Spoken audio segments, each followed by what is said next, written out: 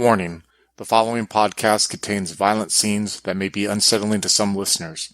Listener discretion is advised. Hello, and welcome back to Vampire the Masquerade, Twin Cities by Night.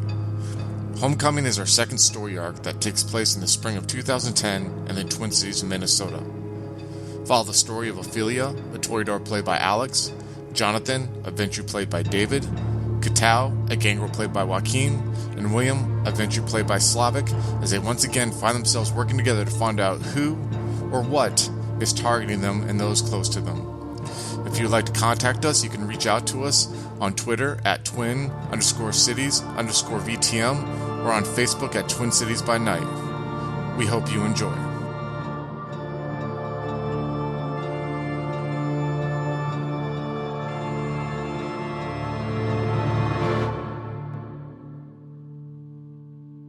Alright, she just hung up on me. Or she got disconnected. Something. I'm in panic mode. Like, I don't know where she was or anything. So, one of my good friends who I haven't talked to in a while is in a lot of trouble. I'm going to group call everyone else. You see Jenna just kind of looking at you across from the booth. Is she like, is everything okay? I'll just say, someone important to me that just called, and she sounds like she's in a lot of trouble, but I have no idea where she is. Is there anything I could do to help, or? Can you find out where someone is based on their phone call? Can you trace a cell phone? She's like, no, I'm not good at computers or anything like that. I apologize. She's like, yeah, well, I'll leave it to you. I hope you find your friend and everything. And just remember what we talked about. And your phones ring. I just heard from Star. Where are they? I have no idea. She sounded like she was in trouble. I tried to ask her what was going on. I don't know what the hell. You said she was working with these people that killed Josiah? I saw her there. But it sounded to me like she wasn't there of her own will, or they were... I don't know. It could be a trap. It could be a trap. I just want to know if she's alright. Is anyone with the pregnant chick right now? I think we left her with Carlos back at John's place. I'm heading there now, and I'll hang up the phone. Go out and get my car. You're heading to my place? I'm heading to your place. I don't know, but I'm gonna drop by my apartment and see if there's anything I can find out there right now. See if it's see what I can find. If there's anything left. We will go to we'll take Ophelia. You're heading over to John's. Oh yeah, I'm driving to John's. I'm just kind of running things through my head, panicking a bit, and I'll screech my car up, like almost drifting into the car park outside his house, and get up and storm up and bang on the door. You see the door opens up, and you see Carlos is opening up the door, and you see Cynthia. She kind of sees you, and she stands up, and she comes up to you, and she's like, "Is everything okay?" I'll just kind of rush to her, be like, I need you to use your psychic gifts or something. I need you to find someone for me right away. I don't care if you... I can't do this on demand. I'm sorry. Just turn it on. Turn it on. And you see her, she has a look of empathy, and she's like, I understand that you're worked up about something, and I understand you're looking for someone, but this isn't just like something that I can turn on and off. I'm telling you. God damn it. And Ophelia starts breaking down. You see I'm breaking down. Carlos comes walking up, and he's like, you want to tell us what's going on here? And he kind of looks a little like, again, overwhelmed by the situation. I'm just ignoring him. I'm just like sobbing on the floor. Cynthia tries to get you up and move you towards the couch. We're going to cut to Katao next. Katao, you head over to your old apartment. You're coming in there. You come up. You see that it looks like how it normally looks when you come up. It's been about over 24 hours since the situation happened. But, you hear barking from your apartment, but that's about it. Oh, at least that's still alive. Just get up there and just go through my apartment to make sure everything's still there, like nothing has been moved around. Yeah, it's kind of crazy. Like, even the hallway doesn't look like anything happened. Like, there's not even like any kind of looks like shotgun blast, like damage to the wall. Looks like, give me perception and investigation, difficulty 6. No successes. All right. But yeah, it definitely looks like, there's no remnants of any kind. It doesn't look like there's a fight. Weird. That happened there. You go into your apartment, your dog is comes up to you obediently like it usually does, but you can tell that it's pretty hungry and it hasn't eaten in a few days. So yeah, I guess I'll make sure there's feed and like have a drop of blood in there to mix it in the food. A blood pool point away. What's your blood pool point at now?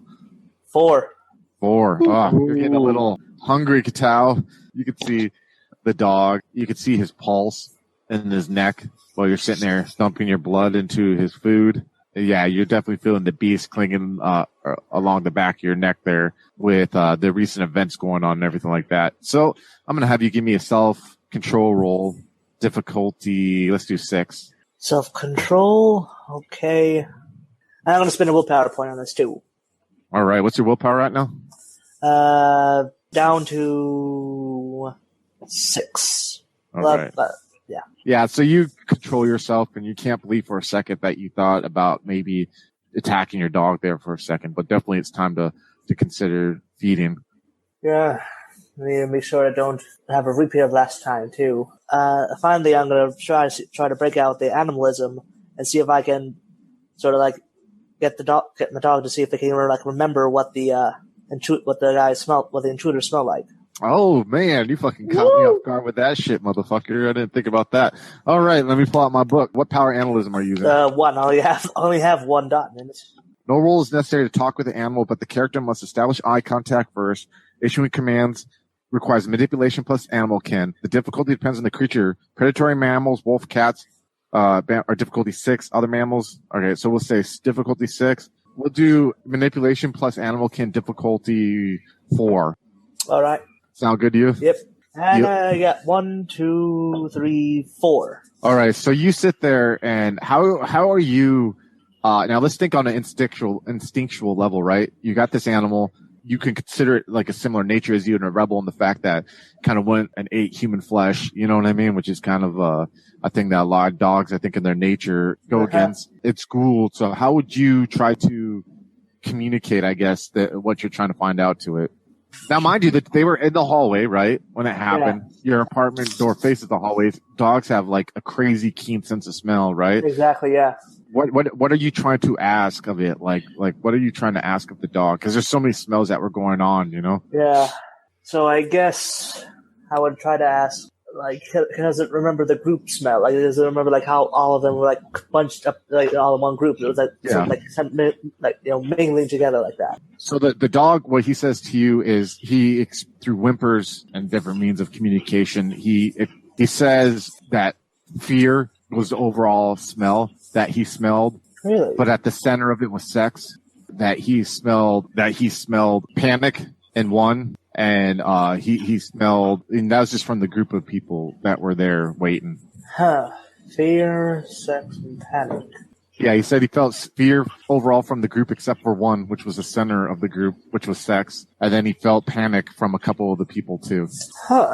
Interesting. Didn't see that coming. Okay.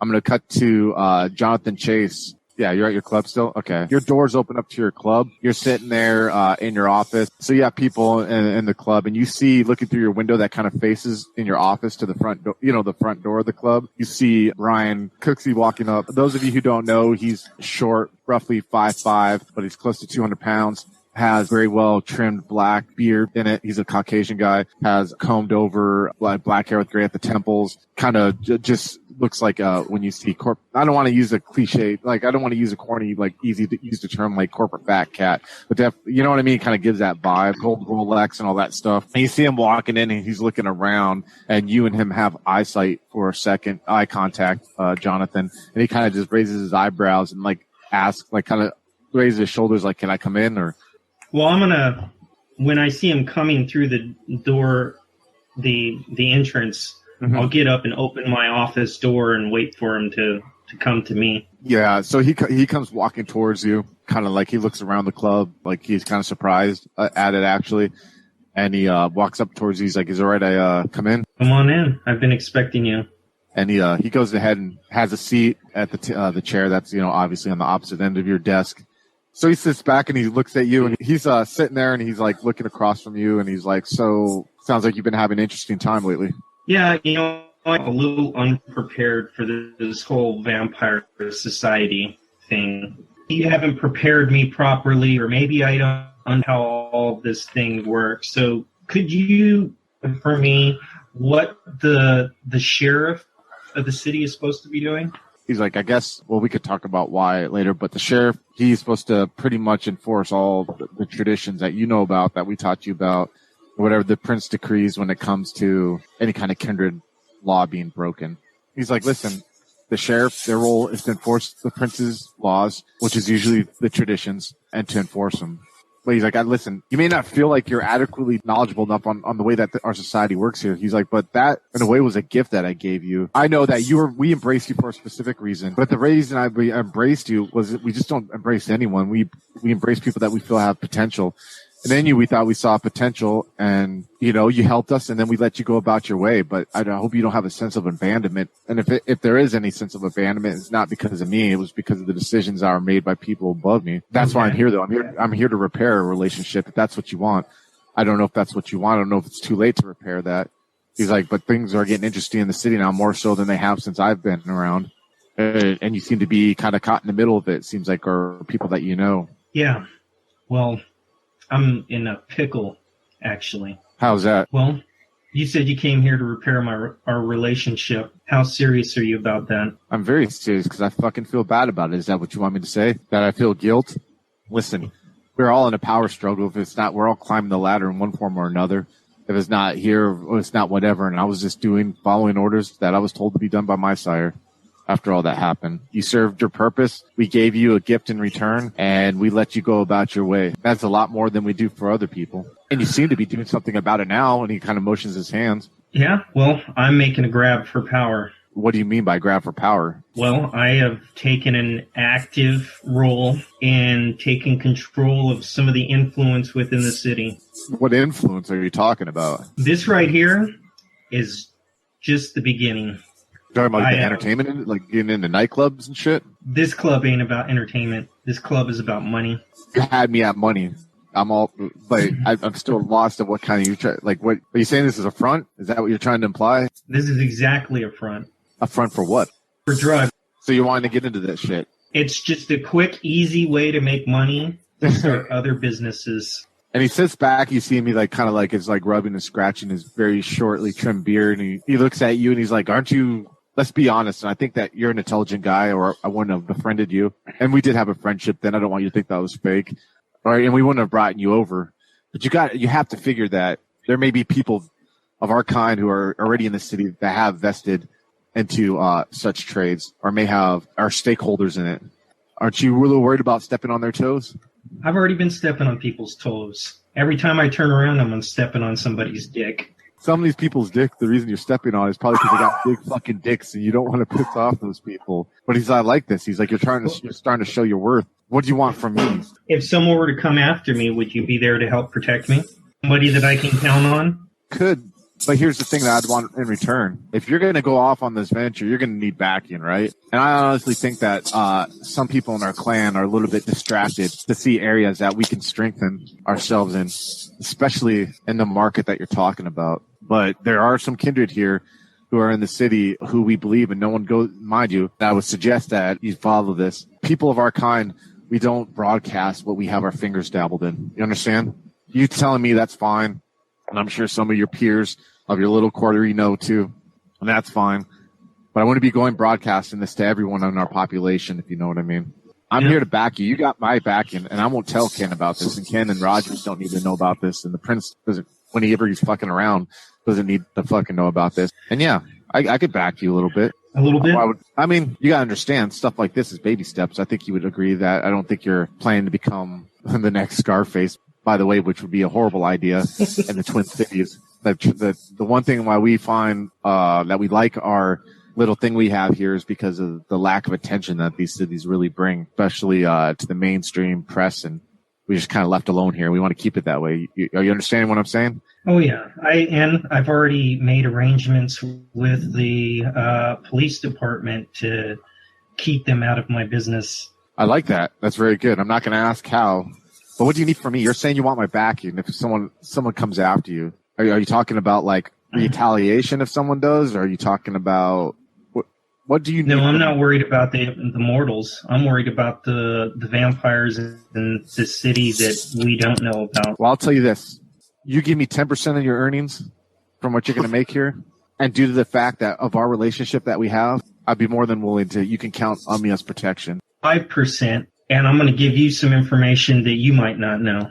Oh, yeah, okay, you can call that a deal. 5%. And tell me, what's this you got to tell me? The Prince of the City is losing support for the Primogen. What do you mean? What I'm saying is his own sheriff is going against his laws. What's Ty doing? What is he doing going against? Well, he's quite aware of all of the K-Teef in the city, and he's not doing anything about it. In fact, he's willing to in hiding them from the Scourge. Wow. So that is fucking true, huh? I've been hearing through people and catching snippets that he's not too keen on Kimberly being thrown in the position of Scourge. It's led to some pretty heated arguments. Are you saying that you know that they're hiding these Katiefs? What do you want me to do with this knowledge? Why are you telling me this? Because I know you're not telling me this just for a cut of and protection. Jump to William and we'll continue on. First thing I want to do is blood. Since shit's starting to get down, and I'm down to 6 blood points, I think.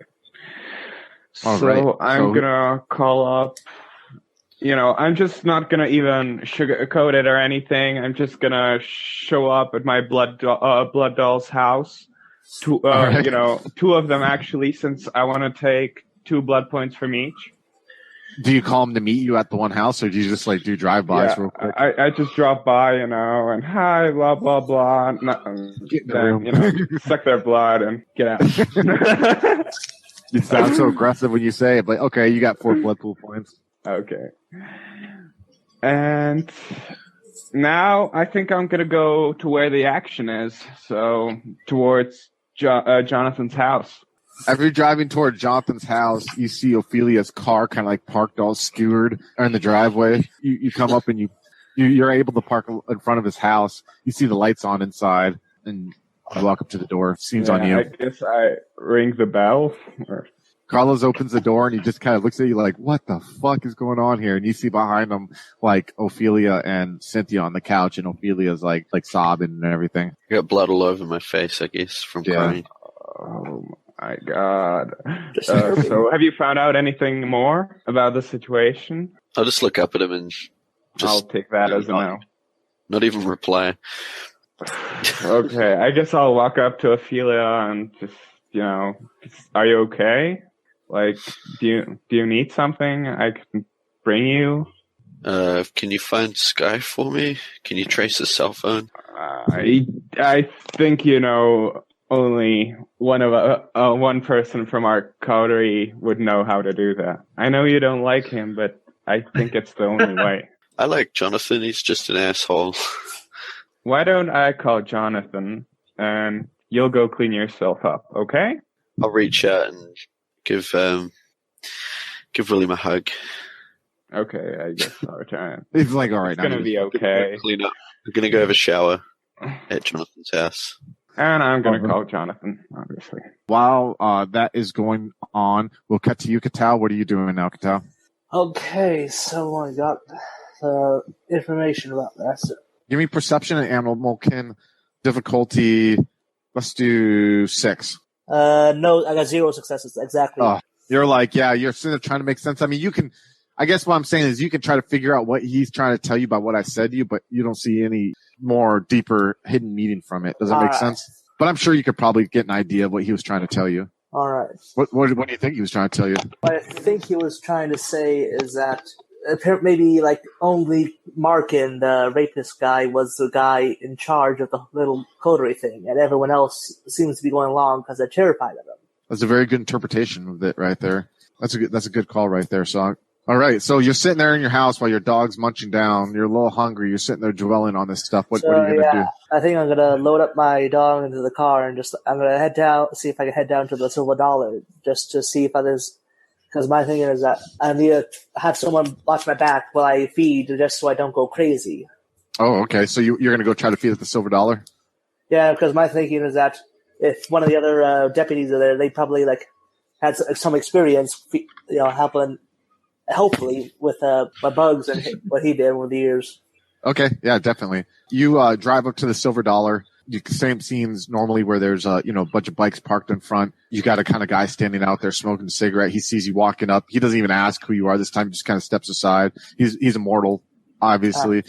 Like 99% of the people in there are mortal. I don't want you to think it's like a bunch of vampire biker dudes, And as you walk in there, you are looking around for a recognizable face. You really don't see one for the most part, but you see the barkeep. He's looking at you and he's motioning over to you. What is it? He's like, the bosses are gone. Is there something I can help you with? All of them gone? Did they say where they went? They're out and about, man. But they told me to keep an eye on you, see if you need anything if you came by. Out of character, would the bartender know about the vampire thing or no? Let's roleplay and find out. Okay. Did they leave anything for me, like downstairs or They say that you can partake if you want. That's all they told me to tell you. And he kind of motions to like the 20 or so people in there. Majority of them are kind of trashy, greasy, trailer women. You know what I mean? All right. So it's perception difficulty 5 because these people are used to like hooking up. They don't know what it is, but they're used to being hooked up, So you want to go for it? Oh, he's thinking about it. He's like the nervous vampire type. Well, the last time I was emotionally compromised, something bad happened. I understand, yeah, but you start feeling the beast. It's almost like to the point where another self-control rule is going to need to be made. Okay, yeah, I'm gonna feed. I'll drop another willpower point. So you got 3 successes. So yeah, you see some chick. She comes walking up to you. She's like, "I've never seen your type around here too often. You're kind of cute." She kind of grabs your hand and like starts. She's obviously drunk and stoned. You smell marijuana on her, but you also smell like a little body odor. She's got cut off jeans and kind of like a wife beater on. Cheap tattoos. You're able to pull her by this area, like in the corner where there's like a booth and everything. And how much are you taking? I'm gonna take 3. Wow. Yeah, you leave her kind of swinging. Oh, yeah, there. I also got that trait where I get a extra, but I get a bonus point for every 2 I take. Yeah, so you're taking 4 total. So yeah, and you leave her there, breath smelling like cigarettes. Yep. Cheap beer. You walk and you see the bartender kind of just looking at you while you walk by with a little apprehension on his face, and you just kind of walk by. You feel a little bit, at that moment, you feel kind of even more separated from the humanity that you try to cling to because you realize that one guy in there at least knows what you did. And these people are almost just like livestock for you as you leave that chick who probably has like 3 kids with 3 different dads passed out in the cheap booth for your own sustenance. So, well, at least he's not dead. As you walk out the door. Let's go back to your conversation, Dave, because we got more to talk about. All right. All right. You're saying that that he's hiding these catifs, or do you think he's not hiding them? Okay. I am. Wait, what? What? And he looks at you. Do you see like a smirk on his face? And he's like, "Why in the world?" And he like kind of looks away. He's like he's trying to fight laughter. He's like, "You're really fucking deep into this shit, aren't you?" And to think I was going to come here and talk to you and tell you need to get yourself more involved in shit. And he just kind of sits back and he's like, what's your plan with this? Why are you hiding them? Well, right now we're hiding them because they are part of this whole situation with the death of the deputy. Wow. How are they involved with that? They didn't partake in it, did they? No, they didn't. Of course they didn't. But there are other catifs that are responsible for his death. What? Who did you think killed him? I can show you pictures of the person that is responsible for killing bugs. Yeah. He's like, but I guess we obviously know it's Kindred, and we know if they were fucking Sabat, whatever those things are, fucking the council would have been in panic mode right now. They're recently turned vampires, and there's at least 4 of them. Yeah, I kind of heard through the grapevine that was the case, and I heard that you guys are tasked to look for him and everything. I just kind of came here when I heard about that, thinking I'd have a talk with you about Hall getting involved, but it seems like now you're already playing the fucking game. Oh yeah, I got some more information. This is just the tip of the iceberg. You gonna share it with me? 6 months ago, the deaths in the city were being conducted by ghouls of the prince. What the fuck are you saying? So you're telling me that there's some ghouls from the prince that were out fucking killing people? In the name of Lilith. And who? Who the fuck is Lilith? It was a Lilith cult. They're a bunch of Lilith worshipping freaking cult heads. So who the fuck is Lilith? I have no idea who this Lilith is. Hey, I don't know who the fuck Lilith is either. I just know that they were worshiping this freaking bitch, this matriarchy. All right, and I know that the ghouls were in fact had staked several caitiffs from the city and were feeding off of them. And you're saying you don't know if the prince knew? Were these ghouls like? Well, it was his mother and his sister. So what the fuck are you talking about? You're saying the prince's mom and his sister. He fucking ghouled. You know how old he is? He's not like a post 45 or at all. He was born in the 1800s, the late 1800s. I got all the good shit on the prince. He's not a good person. Holy, what the fuck? You see him just kind of sit back and he's like, yeah, and the whole reason we didn't tell anybody is because we didn't want any reprisal from the prince, obviously. Well, that's a fucking smart move, I would think. Jesus Christ. You shouldn't even told me this shit, man. And you see him get up and he starts pacing in the room. Yeah. Why the fuck did you tell me this shit? This is the kind of shit you keep to yourself. Well, I wanted to make sure you had my back for real, so now you do. Oh, yeah, I fucking do. Jesus Christ, man. So who knows about this shit? My coterie? Does anyone else? Not that I'm aware of. What the fuck, man? I've never, what the fuck? I wonder if Ken knows about this shit. No, I wouldn't ask him. I'm not going to fucking ask him either. Fuck that asshole, man. You didn't hear me say that either. Fucking shit. Anyway, I kept the corpses. What the fuck? You see him just like, oh, just don't tell me anymore. I don't need to know any more of this shit. So what's your big picture, man? You're using this, so all the shit that you have, are you telling me is what you're going to use to spearhead this fucking goal of yours? Well, I mean, far beyond me to get rid of something that's completely valuable, you know. I'll tell you what, man. The powers that be, they're fucking distracted. I don't know what the fuck they're distracted about in our clan, but like I honestly feel are starting to get outdated, man. I think part of the reason why we got the orders just to kind of let you and William on your own was just because we didn't want you guys to they didn't want you guys, not me, frankly, because there's not too much apart from us to fucking kind of dig in on what they've been building up, you know? Yeah. And I'm quite aware of the connection between Roman, Dunstern, and various enterprises of Brentwood Industries and their subsidiaries. Wait, that is something you didn't know about that either? No, I didn't fucking know anything about that shit. So you're saying that they're working with he just kind of sits back. He's like, I don't know anything, man. The little I thought I fucking know, it's not enough. Yeah. All I'm telling you now is that copies of the databases for their companies that shows the financial links between them all. Well, when you first fucking told me that you're trying to fucking spearhead into this fucking drug industry, I actually thought it was kind of foolish. You had no ammunition to back you up, but I actually fucking now do think that you do. You got my backing. I still want 10%, not 5%, because you put me more in fucking knee deep in shit now. Thank you. And I gotta go. I gotta process this shit, man. Don't fucking tell anyone fucking other than me that this shit, that you know this shit for your own good. You understand? I don't even want to know this shit now. Well, there's something that I want to suggest to you. What's that? We have all these caitiff in the city, and somebody is creating them.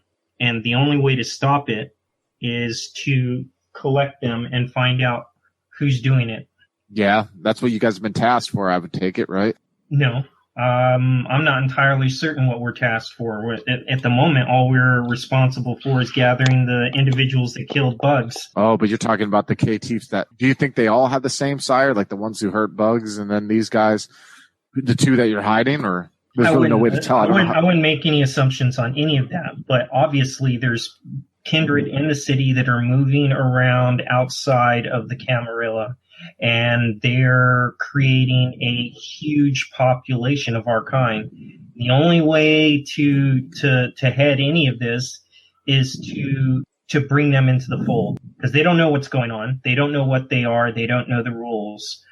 And I agree. The Scourge would have us just go and destroy them all, but that's just attacking the symptom and not attacking the problem. The problem isn't the caitiff.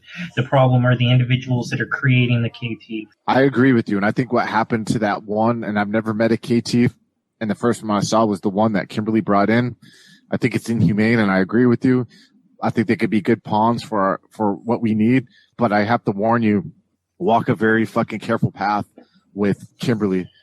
You never have met someone of her age before. You've never truly met one of her age. And I've spoken like 2 sentences to her, and I walked away feeling like I'd been fundamentally changed. Just be cautious. Like, listen, it was my first time with someone of that age. She's far older, I think, from what I've heard and from what I've been able to gather, than a lot of our leadership in our city. Listen, I'm still in shock from what you just told me, and I don't know how to process it, but I do know that it kind of goes into why I came here.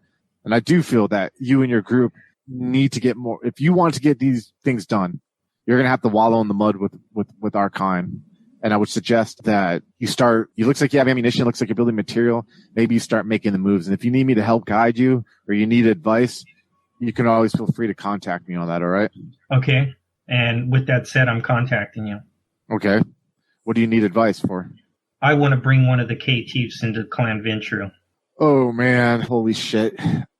I support it. And I love the idea. The thing is that it's going to take some pulling some strings, man. We are already the strongest clan as of now in the cities. And if we were to try to add one more, the battles are going to be going on in the council, the Primogen Council for that. We're going to have to put in some work. I support it. We need to take these people and make our numbers and keep our clan strong, because I feel that our clan on the top side is getting weak. And I feel that they're getting complacent. It's on us and below, especially I'm not suggesting that we take all of the K-Chief, but we could be California. We could, be the first to bring in one of them into our fold and set an example for the rest of the clans, and let the Primogen fight over it and decide how they can distribute the rest of them.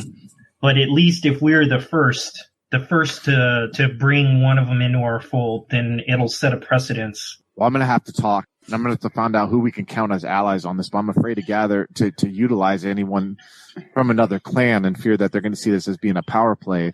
That leaves one option then for me to talk to Ken. And I could try to talk to Ken, we could bring this to Ken's attention.